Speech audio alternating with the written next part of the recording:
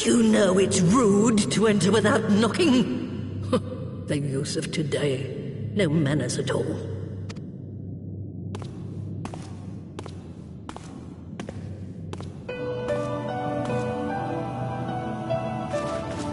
Though we neglected to knock, we did create something of a commotion.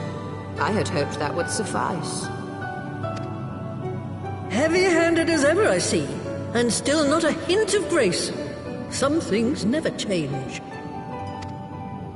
To give credit where credit is due, I learned from the best. It has been too long, Master Matoya. Indeed it has. Oh, it's good to see you again, my girl. And with your fiery spirit unquenched. But look at you, all grown up and womanly. The one there in the fancy duds, that's Louis Soir's granddaughter, I take it?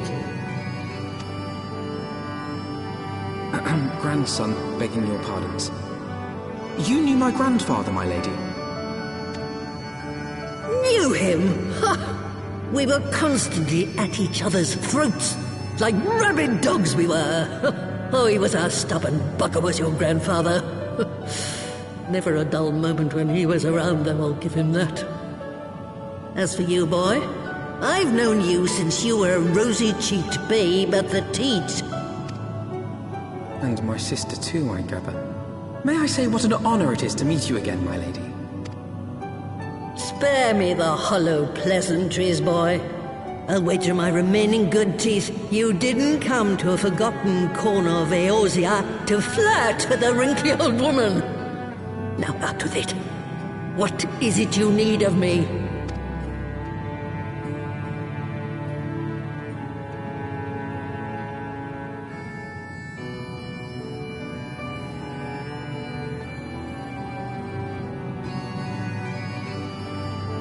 Azizla. I never thought I'd hear that name again. You are familiar with it? As familiar as one can get from poring over musty old tomes. The Allagans set the Isle afloat not long before the sun set on their empire. Old Louis Soir and I often talked about it. The place is home to a research facility dedicated to finding ways of mastering mighty beings, such as primals and dragons. And find ways it did too, frightening ones. Such secrets as lie buried on Azizla aren't fit to see the light of day. And now you tell me a band of dragon-baiting primal botherers are trying to dig them up? Indeed. And to make matters worse, the Ascians have a hand in their plot. They must be stopped, no matter the cost.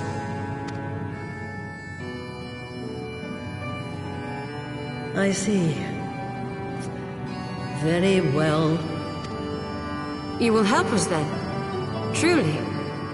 I had not anticipated such an impassioned response. Could it be that the presence of young blood has stirred your own? Ah, some things never change. One day that pertness is going to cost you your tail, my girl. Don't say I didn't warn you.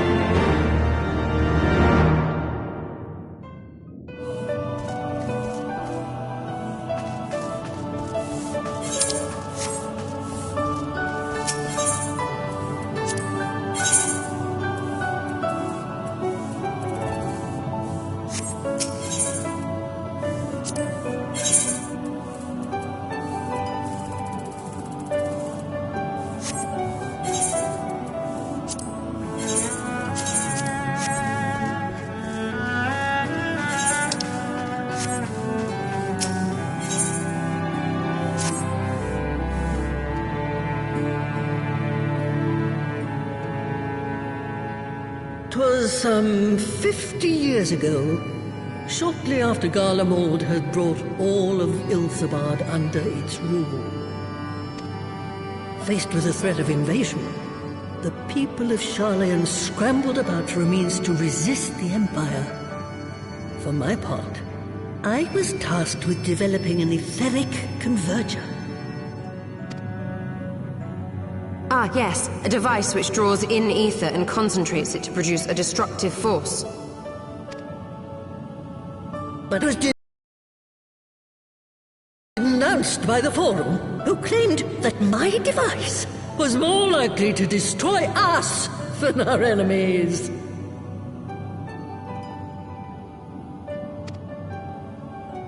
After that, they and I had a little falling out, and I decided to seal away all the fruits of my research, lest the dunder-headed ingrates reap any benefit. Ha! Petty, I know, but gods, it was satisfying. Do mine ears deceive? 'Twas you, was it not, who was so fond of saying that all knowledge exists to advance mankind, that how it is used depends on us? I don't remember. Perhaps. All right, yes. It was a pet phrase of mine.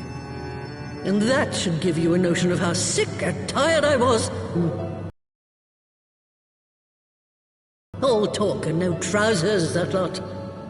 That's why I decided to remain behind, rather than join the Exodus. You may have had your disagreements with my grandfather, but upon that point, your minds were as one. With respect, Master, the fruits of your research should not be left to spoil. Will you share with us the secrets of the etheric converger? Aye, I will. All the information you need is contained in a tome I wrote on the subject. But you'll have to fetch it from the forbidden section of the Great Library. Ah, you were not exaggerating when you said that you had sealed it away. Though the city is abandoned, the library's guardians are all but certain to remain. We must needs cut a path through them. Come, let us away.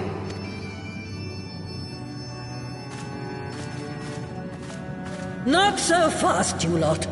Stoll and the boy are staying with me.